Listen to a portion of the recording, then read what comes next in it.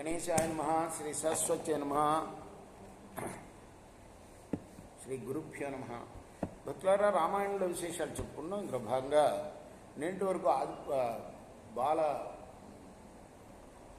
కాండ పూర్తి చేసాం. అయోధ్యకాండలో అయోధ్యకాండని 19 భాగాలుగా చెప్పుకున్నాం. ఈ రోజున 20వ భాగం చెప్పుకుందాం. చెప్పుకునే ముందు వాల్మీకి మహర్షిని, గ్రంథం రాసిన వాల్మీకి మహర్షిని ప్రార్థన చేసుకుందాం. పూజంతం రామ రామీతి మధుర మధురాక్షరం ఆరుహ్య కవితాశాఖం వందే వాల్మీకి కోకిలం. క్షేత్రపాలకుడైన ఆంజనేయ స్వామికి నమస్కారం చేసుకుంటూ సమర్థ సద్గురు సాయినాథ్ మహారాజ్కి జై చెప్పుకుంటూ ప్రారంభం చేద్దాం. మందర కైకేయి సంభాషణ చెప్పుకుంటున్నాం మనం.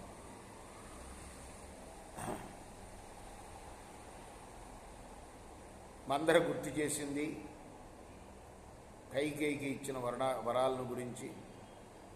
నీ 2 వరాలు కూడాను, ఒకటేమో రాముణ్ణి వనవాసానికి పంపమని, రెండవదేమో భరతుడికి పట్టాభిషేకం చేయమని అడుగు.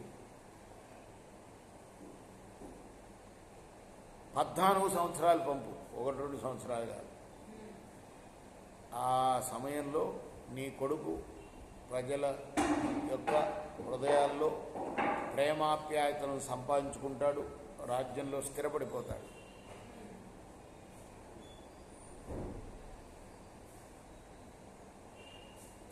ఇప్పుడు నువ్వేం చేస్తావంటే వెంటనే కోపగృహానికి వెళ్ళు.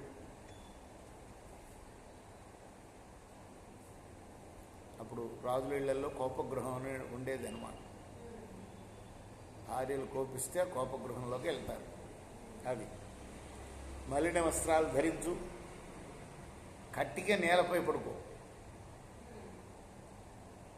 నిన్ను చూడగానే దశరథుడు దుఃఖిస్తాడు. నువ్వు మాత్రం నేలపై దొర్లు, ఆయనతో మాట్లాడకు.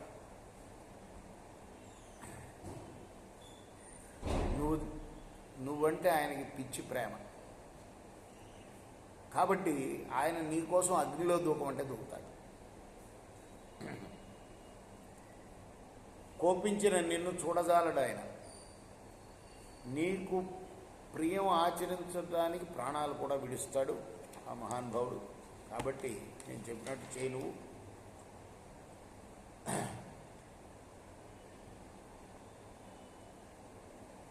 దేవాసుర యుద్ధంలో నీకే వరాలు ఇచ్చాడో వాటిని అతనికి గుర్తు చేయి.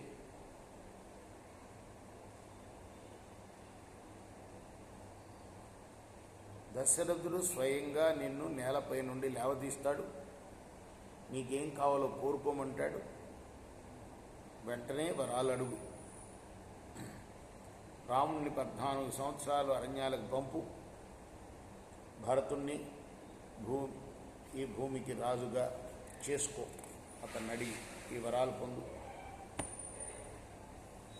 అని మళ్ళీ మళ్ళీ అదే మాట చెప్తుంది. చెప్పిన మాటనే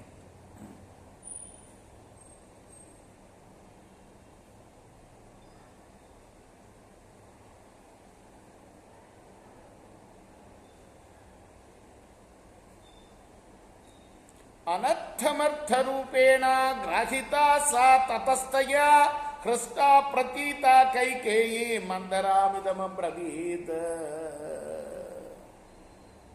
ఈ విధంగా ఏవైతే అనర్థకరము, అంతే కదా. రాముడు అంటే ప్రాణం దశరథుడికి.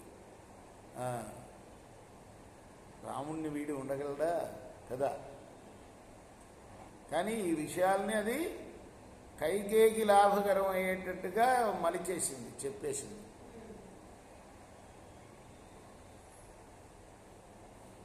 స్వభావం, కైకేయి స్వభావం చాలా మంచిది.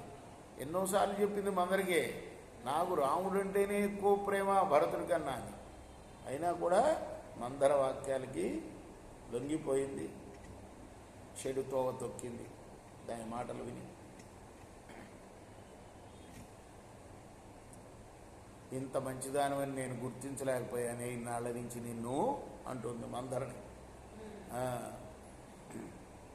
నువ్వు చెప్పకపోతే రాజు చేసే వంచన నాకు తెలిసి ఉండేది కాదు.